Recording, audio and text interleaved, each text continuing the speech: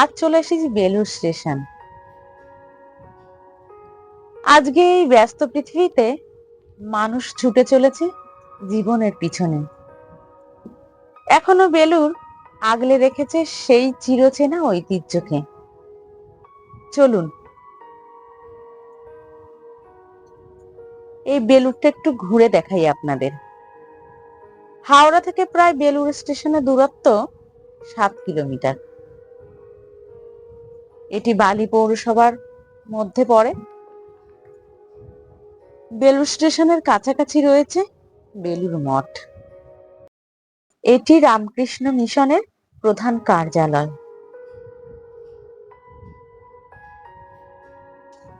এই বেলুড় মঠ স্বামী বিবেকানন্দ দ্বারা প্রতিষ্ঠিত হয়েছিল। এই বেলুড় রেলওয়ে স্টেশনটি হলো হাওড়া বর্ধমান মেন এবং হাওড়া বর্ধমান কডের একটি কলকাতা শহরতলির রেলওয়ে স্টেশন।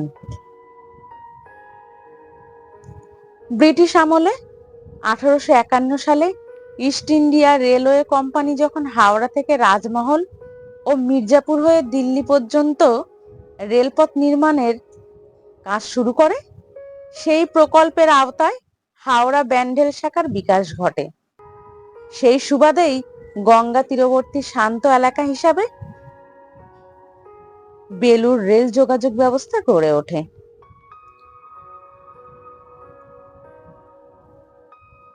রামকৃষ্ণ মঠ ও মিশনের প্রধান কেন্দ্র হলো বেলুড় মঠ।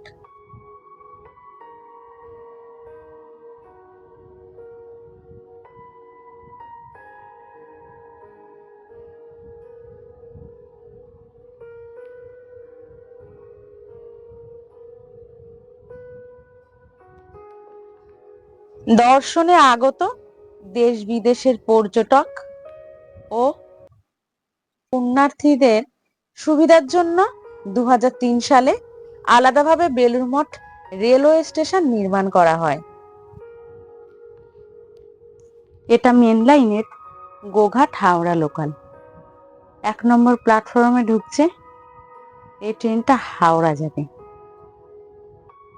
দুপুর বলে ট্রেনটা মোটামুটি ফাঁকাই ছিল, স্টেশনটাও ফাঁকা।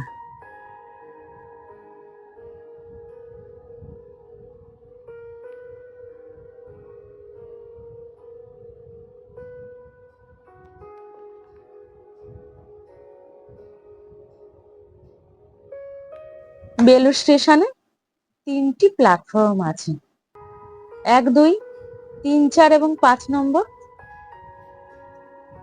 এই বেলুড়ে একটা ওভারব্রিজ আছে যেটা 3টে প্ল্যাটফর্মকে কানেক্ট করে রেখেছে।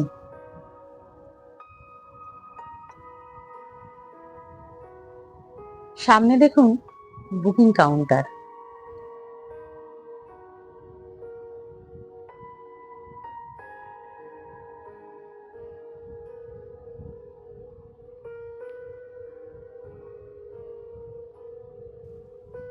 বেলুড় স্টেশনের বুকিং কাউন্টার বেলুড় মঠের আদলে তৈরি।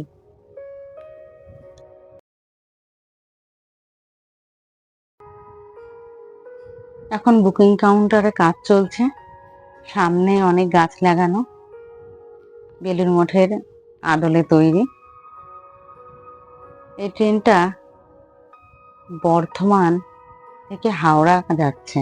এটা কড লাইনের ট্রেন। লাইন চেঞ্জ করে 2 নম্বর প্ল্যাটফর্মে ঢুকছে।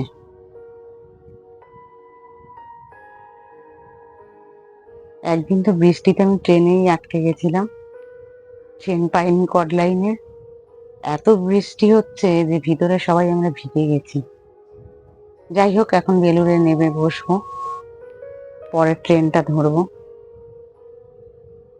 সবাই ভালো থাকবেন এবং সঙ্গে থাকবেন। আমার ভিডিও ভালো লাগলে লাইক, কমেন্ট এবং শেয়ার করে দেবেন।